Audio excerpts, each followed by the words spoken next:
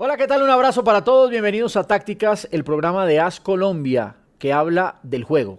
No nos enfocamos en el fútbol, sino que nos enfocamos en el juego. Y hoy tiene algo distinto, y es que vamos a hablar del equipo que nos une. El fútbol es pasión, el fútbol es color, el fútbol es cada uno defender el equipo que le gusta, los colores que le gustan. Pero en este caso, cuando se habla de selección, creo que todos vamos hacia el mismo lado, más allá de que nos guste o no nos guste la convocatoria, que nos guste o no nos guste el entrenador, al final, pues todos queremos que la selección Colombia le vaya bien, que gane, que clasifique y que avance. Y hoy nos vamos a meter con la selección Colombia en su primera fecha FIFA 2024, previo a la Copa América, donde me imagino hay ilusión de que Colombia pueda hacer una buena presentación. ¿Y qué es una buena presentación? Cuadro final, ¿por qué no final? Y ¿por qué no título? Que solamente lo hemos ganado una vez, 2001, y final, que solamente la hemos tenido dos veces, 2001 y año 1978.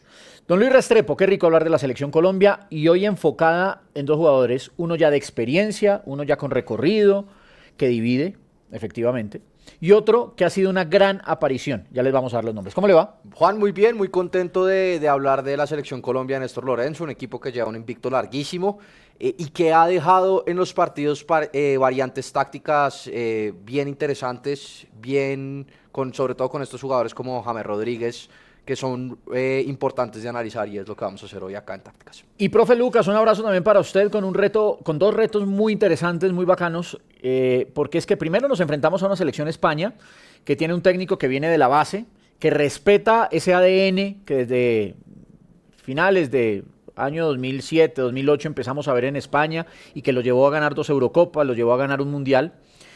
Y una selección como Rumania que, claro, la gente tiene el morbo de lo que fue enfrentarlos en el 94 y en el 98, pero más allá de eso, es una selección que también viene de hacer un gran 2023.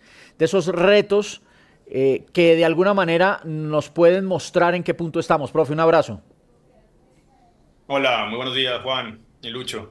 Sí, sí, contento de lo que se viene, contento de ver un poco de fútbol y contento de que la selección Colombia tenga estos retos, ¿no?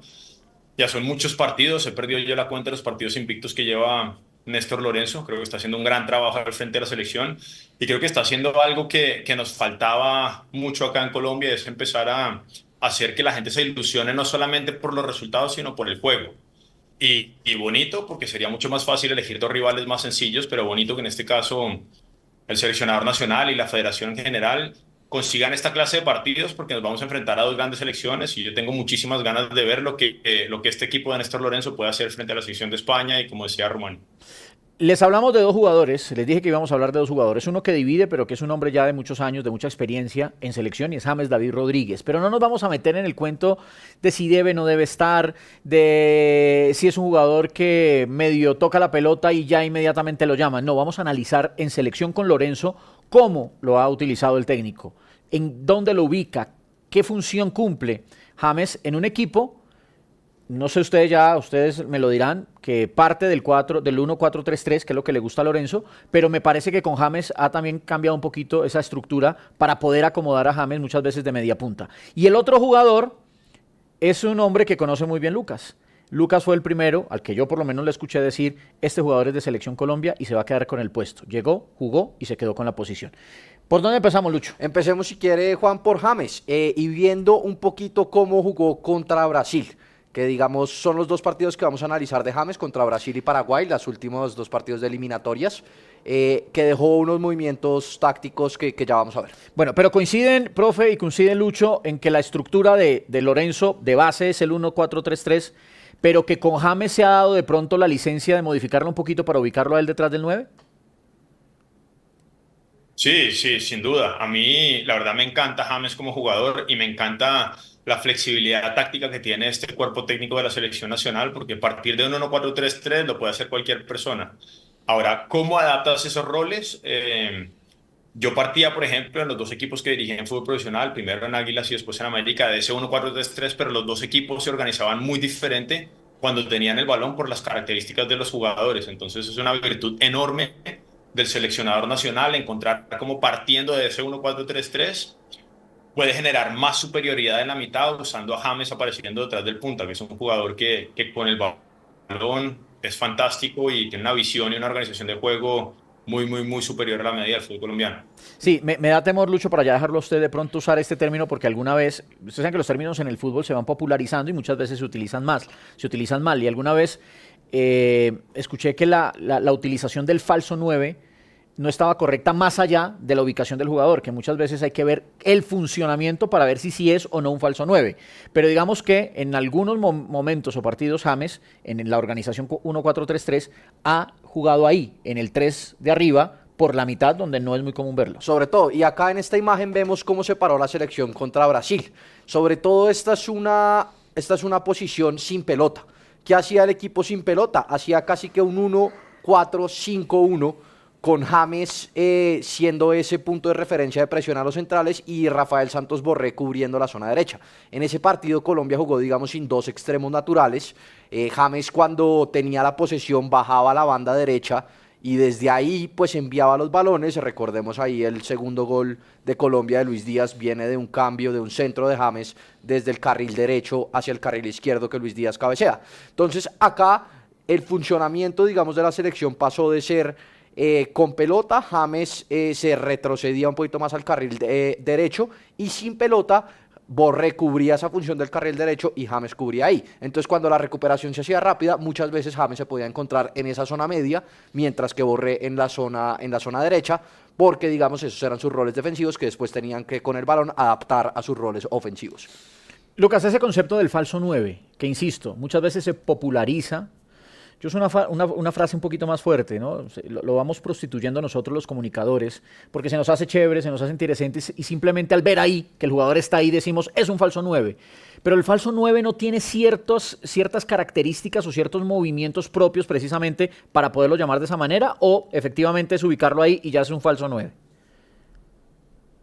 No, no, seguro que simplemente usar este término del falso 9 es una forma que intentamos usar las personas para transmitir algo que vemos. Justo ahora estoy leyendo yo un libro fantástico, aprovecho para recomendarlo para el que quiera, porque habla de esto. Es un libro de Martí Perarnau que habla de la evolución táctica del fútbol de la mano del falso 9 y inicia con ese primer falso 9 que, si recuerdo bien, es Piendivene, un sudamericano, no recuerdo si es argentino o uruguayo. Y entonces el libro te hace ese recorrido para explicar verdaderamente qué es esto del falso 9, pero es algo que viene, a lo que voy es que es un concepto que viene desde 1800, finales del siglo anterior, ¿no? Entonces, muchas veces cuando vemos un jugador que no está todo el tiempo entre centrales, simplemente decimos que es falso 9. Más allá de decir que eso no es, lo que importa es intentar describir lo que vemos. Yo en esta gráfica, lo que decía Lucho es muy interesante, y a eso me refería yo con la flexibilidad táctica del entrenador. Porque en esta organización de 1-4-3-3 sí parece que James partiera de punta, de 9, pero sabemos que él no se va a quedar entre centrales, entonces se tiraría un poco más atrás. Pero lo que pasaba era que precisamente Borré ayudaba sin balón a cerrar mucho más el carril lateral derecho, jugarse el duelo con ese lateral contrario, y James quedaba un poco más libre, de pronto con la responsabilidad de presionar a centrales, pero en el momento que tenían el balón se intercambiaban. Entonces con ese intercambio es muy difícil de referenciar a James, que es el jugador que con el balón más peligro te va a crear. ¿En dónde lo referencias? ¿Quién lo coge? Si en un momento está entre centrales y otro momento está lejos de ellos, cerca del lateral. Entonces esta idea de tener esa flexibilidad táctica, asignándole un rol al jugador cuando tiene balón y otro cuando no lo tiene, es muy difícil de contrarrestar cuando estos jugadores tienen tanta calidad. Antes de Lucho, perdóname, no me lo perdonarían nuestros televidentes, oyentes, cibernautas, no he podido aprender a llamarlos. Y yo tampoco. En nombre del libro, profe. El autor es Martí Perarnau y el libro se llama La evolución táctica del fútbol de la mano del falso 9. Es un libro fantástico que hace un recorrido de todo lo que ha sido la evolución táctica justo desde que el fútbol es reglamentado por los ingleses, si no estoy mal, en 1879 o por ahí. Perfecto. Martí Perarnau, que... Acá tengo a Juan anotando. No, claro, pero además, no, porque es que mi papá está en España, entonces pero además... Que traiga para todos. Bueno, digan y mandamos los euros. Pero mire, Martí Perarnau además es un hombre, es catalán, y es un hombre que ha escrito muchos libros y es, entiendo, el autor que le ha permitido a Guardiola estar más cerquita. O sea, Guardiola le ha permitido estar a su lado. Guardiola es un poco, entiendo, celoso con ese tema, pero a Martí Perarnau le ha permitido estar, el Fútbol Club Barcelona le ha permitido estar tiene muchos libros. Hay uno, creo que se llama Herpep, que habla de la evolución de Guardiola del fútbol español al fútbol alemán. Ese es muy bueno. Y ya que estamos en época de libros, profe y Lucho, ¿ya se leyeron La pirámide invertida? Yo no lo he Yo leído, lo tengo en tampoco. mi lista de libros, no lo he leído, pero sé que es una de esas fuentes bibliográficas Buah. que toca leer. Yo tampoco la Para leí. quien le gusta el juego, para quien le gusta la táctica y lo quiere mezclar con un poquito de historia y la evolución, véanse. Podemos hacer, Juan, de ahora en adelante, recomendarles un libro por programa al final del programa, porque yo sé que Lucas lee mucho, yo también me enfoco más en estadística y sé que Juan también, entonces podemos hacer ese trabajo de empezar a recomendarles libros para conocer un poquito más del Sí. juego, porque hay mucha información y muy valiosa. Ese de la pirámide invertida le recomiendo dos cosas: que lo compren, lo lean y que no lo presten porque me lo robaron. Bueno, a ver, ¿No, ahora no sí. quiere decir quién para echarlo al agua? No, no, no. Ok. No porque es un familiar. Juan, la otra imagen que queríamos mostrar de James fue en el partido contra Paraguay. Que el esquema de Colombia cambió un poco, hubo, Eso. digamos que, una flexibilidad táctica un poquito diferente porque Este fue partido de visitante. de visitante. Y Colombia jugó con dos extremos, que uno, digamos, que ve la alineación y ve los nombres y dice, uy, un equipo un poco más ofensivo, porque son dos jugadores, digamos, más de ataque, Díaz y Arias.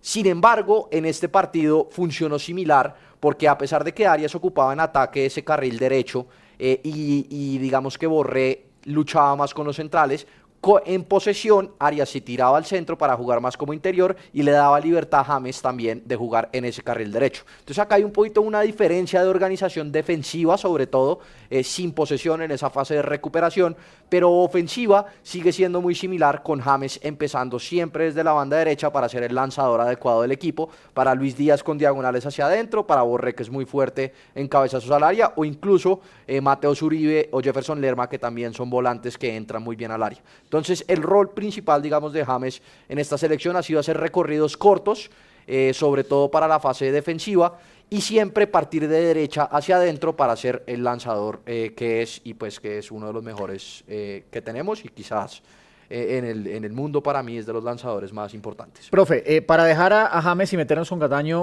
Castaño, perdón, una pregunta. Yo sé que el fútbol es de roles más que de posiciones, pero yo sigo sintiendo que hay jugadores que desde una posición se ven mejor que desde otra. Por ejemplo, Ancelotti trató en el Madrid muchas veces de acomodar a James no era Ancelotti.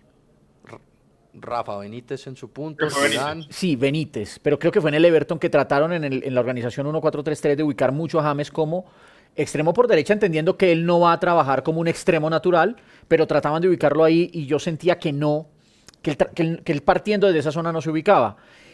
Y lo veo que de media punta es tal vez el lugar donde él mejor interpreta el juego. Profe, entendiendo que son roles, no posiciones, pero sí hay ubicaciones que hacen que un futbolista desarrolle mejor su juego que otras. No, por supuesto.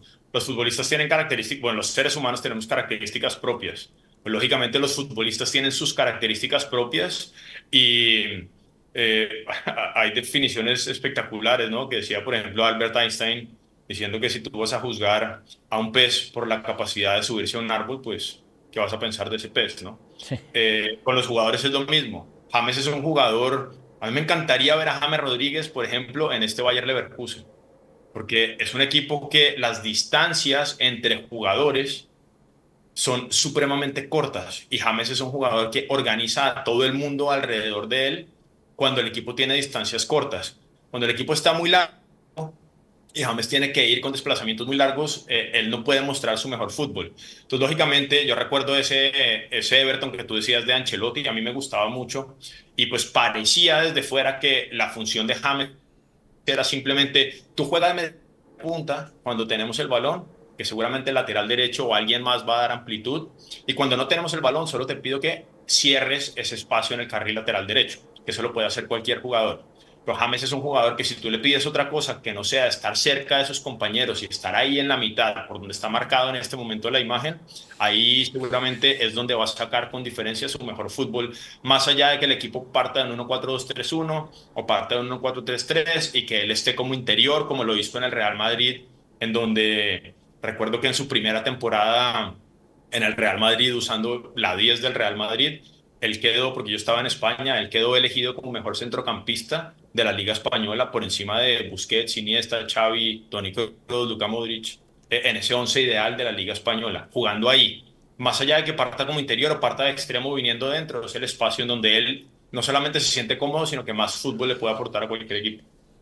Bueno, voy a empezar al revés, porque generalmente empezamos con una explicación de Lucho sobre los temas y después vamos a Lucas. Pero aquí voy a empezar con Lucas por la sencilla razón que usted a Kevin Castaño, Lucas lo conoce perfectamente, pero además se atrevió en su momento a decir va a ser jugador de Selección Colombia y va a ser jugador titular de Selección Colombia.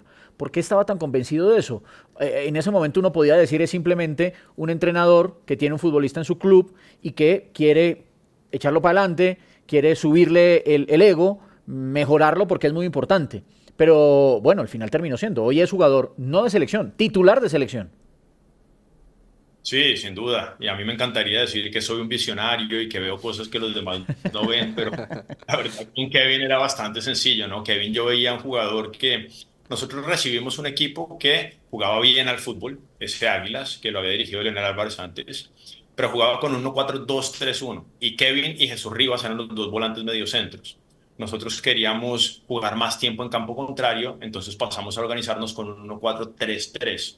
Y yo probé en pretemporada, tuvimos 3 semanas de pretemporada, algún par de partidos a Kevin de mediocentro y los otros partidos a Rivas de mediocentro. Y me di cuenta que Kevin Castaño era el perfil de jugador Sergio Busquets, que recibe él de espaldas y pocos jugadores tienen la capacidad que tiene Kevin de no solamente darse cuenta de lo que viene a la espalda para jugar de primera cuando le toca o cuando tiene un poquitico de espacio entre dos jugadores, recibir el balón de espaldas y tirar un recorte, un enganche muy corto para girarse y salir hacia adelante. Pocos jugadores en Colombia tienen eso. Muchos jugadores se asocian a uno o dos contactos, lo hacen bien. Y en Colombia hay buenos, ¿no? Wilmar Barrios jugando ahí a nivel de selección, el mismo Lerma, jugadores que lo hacen bien y sin balón es donde se sienten mucho más fuertes. Kevin es un jugador diferente. Kevin es un jugador, como decía, perfil Sergio Busquets, un Rodri, jugador que con balón organiza a la gente desde atrás, desde la base del equipo, y que no pierde casi nunca el balón en conducciones o en pases. Entonces la verdad que era muy fácil verlo y sabía yo que si lo llamaban a la selección, intuía yo por lo poquito que había visto cómo quería jugar Néstor Lorenzo y por eso dije que para jugar como nosotros queríamos, lógicamente mi equipo, y como me gustaría ver a mí jugar a la selección Colombia, Kevin sería el mejor de todos. Puedo hacer una confesión. En esta convocatoria me he visto creo que todas las polémicas, ¿cierto? Porque generalmente la convocatoria va a llevar a polémicas. Claro, Y que haya una 100% es imposible. Por ejemplo, yo era uno de los que quería ver a Fuentes, se dio y está Fuentes. Lástima la lesión de Borja, obviamente, pero está Fuentes. Pero hay algo que a mí me tiene con esperanza. ¿Qué es? Y es que no leí a nadie decir, cuando salió la convocatoria, nos hace falta Barrios, nos hace falta un perro de presa, nos hace falta un jugador que gane siempre los duelos defensivos. Y no es nada contra Barrios. Pero yo creo que a Colombia más que eso le estaba haciendo falta encontrar futbolistas que tengan la doble función, que en marca nos ayuden, que sean sólidos, que en el momento que tengan duelos defensivos se vean bien, se vean firmes, pero que con la pelota produzcan en una posición donde aquí por muchos años nos acostumbraron a que era quítela y entrégala a un metro. Kevin Castaño es distinto. Y a mí me parece que Lerma también puede entrar en eso. Y Juan, antes de meterme a Kevin Castaño y mostrarles la imagen de cómo los datos confirman lo que ustedes están diciendo de Kevin Castaño, Jefferson Lerma es un jugador que ha encontrado esa facilidad de ganar duelos porque pues la Premier League, un volante interior como él juega, incluso doble mediocentro en el Crystal Palace, una de las principales funciones es ganar esos duelos, tanto ofensivos como defensivos. Y él se ha vuelto un jugador a lo largo, digamos, de su carrera en la Premier League con el Crystal Palace, sobre todo en el último tiempo con el Crystal Palace, que gana muchos duelos, tanto defensivos como ofensivos, y es capaz de llegar a rematar, a marcar goles y a participar en el área rival. Entonces digamos que lo de Jefferson Lerma es muy importante y tiene en Kevin Castaño, que acabamos de ver, un jugador que lo ayuda en esa fase en la que él quizás no es tan fuerte, que es esa organización del equipo, como decía Lucas. En esta imagen que tenemos los datos de Kevin Castaño en el Cruz Azul. No tenemos los de Rusia ni de la Selección Colombia, porque en Rusia ha jugado solamente partidos amistosos. Recordemos que la liga rusa por el invierno se demora un poco en empezar, pero en Cruz Azul, en los 6 meses, en el poco tiempo que estuvo, dejó datos muy buenos. Por ejemplo, en progresiones con el balón, que son esas conducciones de las que hablaba Lucas, la capacidad de darse la vuelta y salir con el balón dominado, era mejor que el 85% de los volantes centrales de México, eso jugando muy poquito. Pérdidas en campo propio, siendo uno de los jugadores que menos balones perdía, menos que el 90%. Y duelos defensivos ganados, lo que Juan decía, más duelos defensivos ganados que el 77% de los mediocentros. Entonces, acompáñele a un jugador que es muy bueno con la pelota en los pies, dando pases clave, dando conducciones progresivas, a ganar más del 70% de los duelos individuales y más del 70% de los duelos que todos los mediocentros de la liga, pues tiene un jugador muy completo que le ayuda en todas las fases del juego. Sí, Lucas, yo no sé de quién es esta frase, me parece maravillosa. Alguna vez la leí hace ya un tiempo. Dime qué mediocentro tienes y te diré qué tipo de equipo diriges. Sí, es más o menos por ahí. Sí, no, es esa. No quiero parecer el Chapulín, pero más o menos estoy aquí con la voz, acordándome. Dime qué mediocentro tienes y te diré qué tipo de equipo tienes. Hoy yo no me imagino un mediocentro que no sea capaz de tirar un cambio de orientación, de romperte líneas de presión y efectivamente lo que también tienen que hacer, ganarte duelos defensivos. Sin ninguna duda, yo la escuché esa frase de Juan Malillo, ¿no? Y la decía más o menos así, ¿no? Dime qué mediocentro tienes y te diré cómo juegas.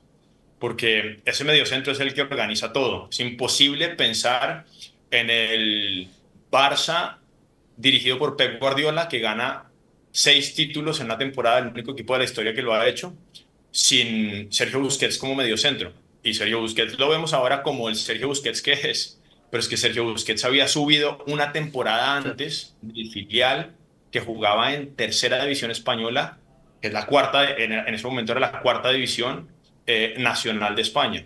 Y Sergio Busquets pasa a jugar ahí, a organizar ese juego, compartiendo rol con Yaya Touré y después rápido se gana esa posición. Y lo mismo ahora en el Manchester City que gana ese triplete, porque si tú quieres jugar así necesitas un jugador que se organice con el balón y que organice a los demás con el balón y Kevin es perfectamente ese jugador y la verdad es que yo lo puedo intuir, ¿no? Si sale el 11 próximo en el siguiente partido amistoso contra España, dime qué mediocentro tienes, qué elige el entrenador y ya podemos intuir cómo se va a desarrollar el juego de ese partido.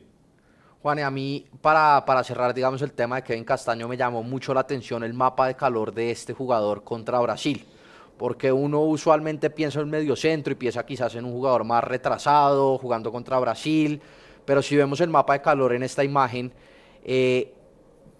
miran dónde tuvo la mayoría de acciones Kevin Castaño Campo en el rival. partido contra Brasil, campo rival. Entonces es un jugador que no solo pues ayuda a esa organización, sino ayuda a posicionar el equipo, como decía Lucas, y ayudó mucho a la selección, y por eso creo que nos dejó a todos en ese partido contra Brasil casi con los ojos abiertos, porque gracias a su posición y la zona de sus acciones, el equipo se posicionó ante Brasil en campo rival. Entonces pues acá este mapa de calor, revisándolo, yo quedé sorprendido viendo la gran mayoría de las acciones, porque una cosa es pues ver el partido y los ojos, pero ya que lo confirmen este mapa de calor y ver dónde hizo la gran mayoría de sus acciones que en Castaño contra Brasil, le deja a uno una sensación muy agradable. Ahora, para ir cerrando, claramente estamos hablando del Castaño que vimos con selección, el Castaño que vimos con Cruz Azul, todavía con el Krasnodar no nos podemos hacer una idea por lo que ya explicaba Lucho. No significa que ya es un hombre dueño de la posición, él todavía está en ese proceso, 2, 3 partidos excelentes que nos dan mucha satisfacción, pero claramente él todos los días tiene que seguir creciendo y demostrando lo que ya le vimos que es capaz de hacer, ¿no? Porque pues tampoco se trata de decir que ya es un jugador que cogió la titular de la selección y no nadie se la va a quitar. Él tiene que seguir ahí. No, y además pues lo que hablábamos del rol del jugador, es el rol que está buscando el técnico Néstor Lorenzo. Entonces pues, y quizás ahorita en el fútbol colombiano a nivel internacional no hay un mediocentro con las mismas características de Kevin Castaño. Ojalá sigan llegando jugadores de esas características que son fundamentales para el fútbol moderno. Pero pues mientras tanto digamos que el jugador con esas características principales en esa posición es Kevin Castaño, porque Richard Ríos incluso son jugadores con características un poquito más diferentes. Profe, un abrazo, y yo sí le voy a decir, usted es un visionario, porque la verdad usted lo movió, usted lo puso ahí, usted cambió el equipo, la estructura del equipo y pensó y creyó en él, y muy poquito tiempo después se vendió al exterior y es jugador de Selección Colombia. Entonces yo sí se lo digo, eso es lo que necesitamos, el arriesgarse a tomar ese tipo de decisiones como la que usted tomó y que ahora la toma la Selección Colombia. Mira, ahora que hablas de visionarios y a mí que me encanta el juego, una cosa de Kevin que se veía ahora en el mapa de calor que él tiene, que no tiene la mayoría de mediocentros, es que cuando el equipo no puede ir hacia adelante, Kevin está en la distancia perfecta y en el ángulo perfecto para ofrecer una línea de pase hacia atrás y él reconoce cuando repetir un pase más en ese mismo carril para traer oponentes a ese lado y en el siguiente pase ir y atacar por el otro. Entonces, Kevin es un jugador que se posiciona, se ubica muy bien ahí por detrás de los interiores y siempre te da esa línea de pase que te desatora lo que va pasando para salir atrás y ir al otro lado. Yo hablo bastante con él, tengo una relación bonita con él y le dije, te vas a ganar el puesto, te lo mereces, solamente hay un jugador que te lo podrá quitar. Ahora que hablabas de visionario. ¿Quién? Yo Me dice, te sí, lo quiero profe, decir ¿quién? antes de que lo diga Lucas. A ver si estamos. A ver, hagamos. Pero no está, no es que, No, yo no está sé. preparado. No sé, pero yo porque lo conozco. A ver. A ver, Juan. Pero a ver si Juan sabe cuál. No sé. No me he puesto a pensar en a ver usted cuál tiene. José Escobar. Sin duda. Le dije yo es el único jugador que te va a quitar esa posición. Vuelvo y repito, para jugar como queremos jugar nosotros, para jugar a como viene jugando esta selección y para jugar como juegan los equipos que quieren tener más probabilidades de ganar y jugar en campo contrario. Esto lo voy a decir yo, no Lucas ni Lucho. Pero necesita otro entrenador en el América porque no le están metiendo una perdida a José Escobar. Lucas, un abrazo, muchas gracias. No, muchas gracias a ustedes. Un gusto como siempre. Luchito, un abrazo, gracias. Que el visionario Lucas nos diga qué va a pasar con nosotros en la vida. No, necesito el dólar, sabré el dólar, que tengo un viaje. Chao a todos, muchas gracias. Bienvenidos siempre aquí a Tácticas, el programa de AS Colombia que no habla de fútbol, habla del juego. Chao.